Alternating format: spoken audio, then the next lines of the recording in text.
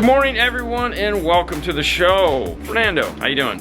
Good. You ready for this? I'm ready. What do we have behind us? An F-150. And what is the problem with this F-150? Stop start, man. Stop start. If you guys aren't familiar with stop start, today you're gonna learn all about it. So stay tuned.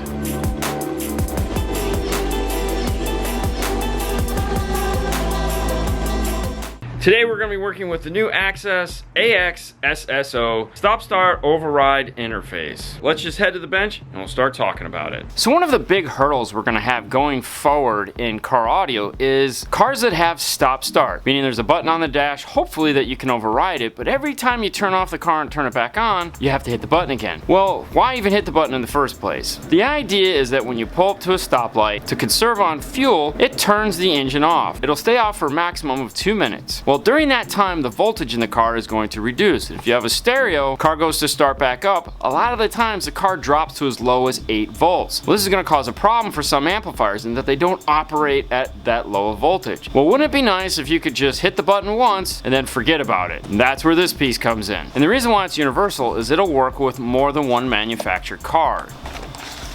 Now they give you a full list of cars that we'll work on, and I'm sure as time goes on it will expand out to more. The Chrysler Pacifica 2017, Durango 16 and up, Ford Edge 2015 and up, Escape 17 and up, F-150 15 and up, Focus 16 and up, Fusion 2015 and up, Jeep Cherokee 16 and up, and Grand Cherokee 15 and up. The instructions on this will explain the first things you need to do. You're going to need a laptop because you have to flash the module, which we'll get to in a second. Then it's going to break out into the actual page as far as the type of car you have. So for this case, Chrysler, Dodge, and Jeep, Pacifica, Durango, Cherokee, and Grand Cherokee, you're going to attach this to the radio connector. There's going to be 4 wires you're going to tap into. On the Ford F-150, Fusion, and Edge, there's a climate control connector that you're going to tap into. There again, 4 wires. The Ford Focus and Escape, it's just going to be connected at the OBD connector. With the unit, it's not going to override the stop start. The stop start is still fully functional, so if you want to turn it back on, you can. It just remembers to keep it on if you turn the car off and turn it back on. Inside the box, you find the main unit here, which is this little guy right here. There's a door located right here, and if you stick your thumb inside and pull, you'll gain access to the USB, like this guy here, which is not provided. So you're gonna need a micro USB to regular USB in order to flash this. There's the main harness with a rainbow of different color wires on them. All these color wires are going to pertain to the different install you have to do on your modules. In this case, we'll look at the F-150. You're gonna connect the black wire to pin 1, connect the yellow wire to pin 26, connect the pink wire to pin 17, and connect the blue-pink wire to pin 18. All the other wires are not going to be used. Even though this has a green and an orange and a blue-white, those colors are not going to be used. You're just going to go ahead and cap those off. This is flashable, meaning we have to be able to tell it what type of car we're going into. Plug in our USB, and we'll grab our Windows laptop. This is a Windows-based program only. When we refer to page 3 here at step 1, it tells us to go to accessinterfaces.com/resources/updater-software. That'll take us to the web page where we can download our software, which is this page right here. The software that they want us to download is this, which is also the same software you use for doing their modules as well as their steering wheel control interfaces. It's all the same interface. If you've already got this downloaded on your computer, you're halfway there. You don't have to download it. If you don't, click the download indicator right here, and that'll put the software on your computer. Once you have the software downloaded and running, plug your USB into the side of your computer. You should get a ready indicator located down here in the bottom. Come to the middle of the page and select stop start. It's going to ask you for your year, make, and model. In this case, we have a 2019 Ford F-150, and we'll go program interface. And once we get configuration successful, we're done. Hit OK and get it into the car. But before we get it into the car, what we want to do is separate out the wires that we're going to be using. In this case, that pink and blue with a pink, those are the CAN bus wires as denoted here by this piece of heat shrink. And then the yellow and black, twist those two together as well. And then the 4 other wires that we're not going to be using, we'll cap those off. Now, because I don't like a big bundle of wire caps on there to protect the wire all in one big spot, I'm going to pull back some of the tape that they have on here so that I can stagger them through the harness. And then we'll replace the tape that we removed. So now our harness is ready to take over into the car. Let's head inside the truck and get it installed. Now in this Ford 150, to get the dash out, the first thing you have to do is remove this guy here. Now this is a 2019, so it has a Bang & Olufsen system. However, it doesn't really matter which system you have. If there is a speaker grill here, that has to come off. The previous models were much easier to get off than this one. This new Bang & Olufsen, it's like they got a little bit cheaper and the clips are a little bit more flimsy. Next, there's two 7mm screws, one here and one here. Across the front of the dash are 3 clips here. There again, the newer version is a lot cheaper than the older version, so just be careful. To get to it, grab your plastic pry tool, pick a corner, and just start slowly working across as it unsnaps. Once free, unclip the speaker and remove the dash panel. Top of the radio bezel is 2 more 7mm screws. Once those are removed, you can gently pry the whole front bezel free. Start on the top and work your way down. Now with a friend, hold the dash bezel and reach up and unplug the 3 clips across the top. It is easier to get them from the passenger side. Lean it forward and remove the 2 air conditioning radio control plugs.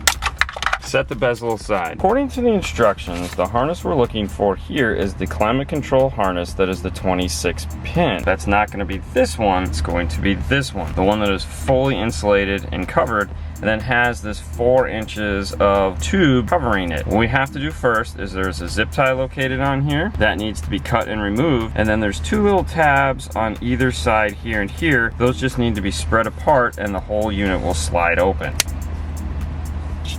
Slide it right out. According to the instructions, you are looking at it as pin view, so we want to make sure that when we have this, we put it the right side up and then slide the top off so that we grab the right wires. Now, according to the instructions, we need pin 1, 26, 17, and 18. We need to look at the harness and make sure those are there. One of the reasons why you want to keep the proper orientation is for the numbers. The numbers are listed on the front here as well as on the top here and here. Pin 1 is over here in the bottom and pin 26 is over here in the top corner. Pin 1 is going to be a black purple wire located here. Pin 26 is going to be a green red wire located in the opposite corner. And pins 17 and 18 are going to be gray orange and purple orange located on the top here. Plastic tube here. If you're worried about making the connections in such short little areas, that's understandable. This tube is just taped over. What that means is we can remove the tape, make our connections, and then retape it all back up so that it's nice and tidy. Now, if you want it to remain with the factory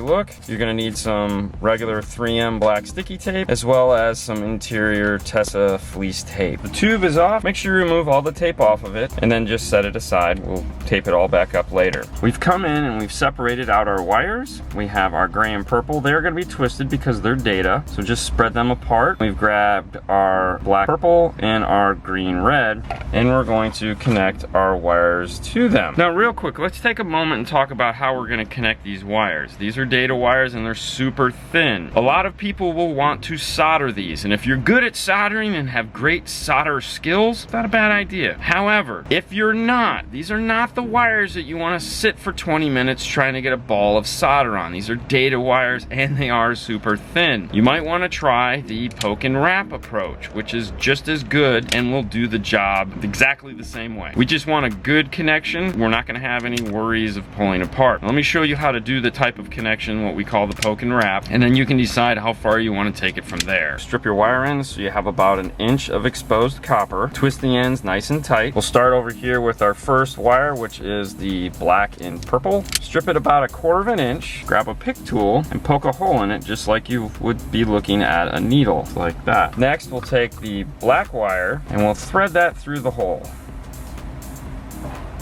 Line up your 2 ends of solid copper and then just twist those around, making sure that the black wire is going this way into the dash because that's the direction we're going to be running our module. You're going to wrap it around about 5-6 times so that you have a nice solid connection, and give it a slight yanking.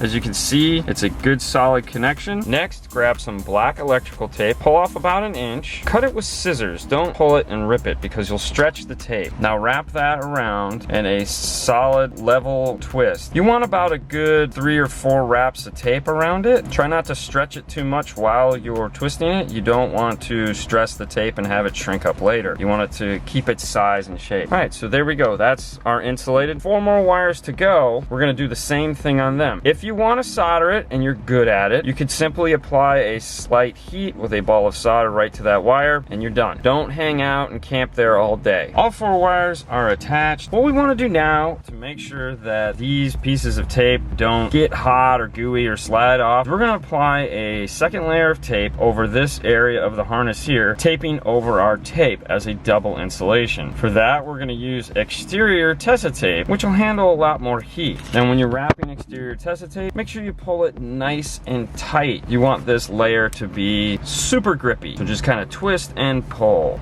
We'll reapply our plastic tube. Do that just like the factory. We'll put a couple twists of tape onto the wiring first just to get it started. We'll attach our plastic tube back on, line it up, and then keep wrapping the whole way up the tube. Remember, pull and twist. The tighter you make the tape, better it will stay. The last thing we want to do, just like the factory, is take and put 3 wraps of electrical tape around the end of our wire here. Reattach the factory plug cover, replace the factory zip tie. Once you're at this step, plug in the factory dash panel. All our plugs are reattached. Start the vehicle. When the vehicle starts, the off indicator is automatically on. However, if we want to shut it off so that it functions normally, just simply hit the button, and now it's back on. You have stop start.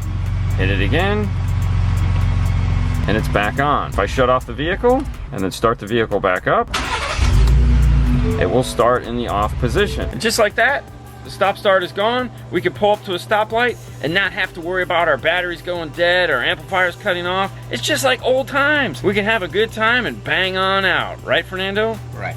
Yeah, pretty cool.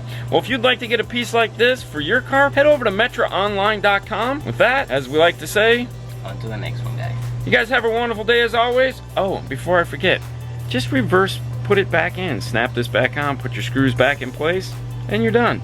Yeah. If you hadn't figured that out already. All right, guys. Have a wonderful day as always. We'll see you later next time. Bye. Bye.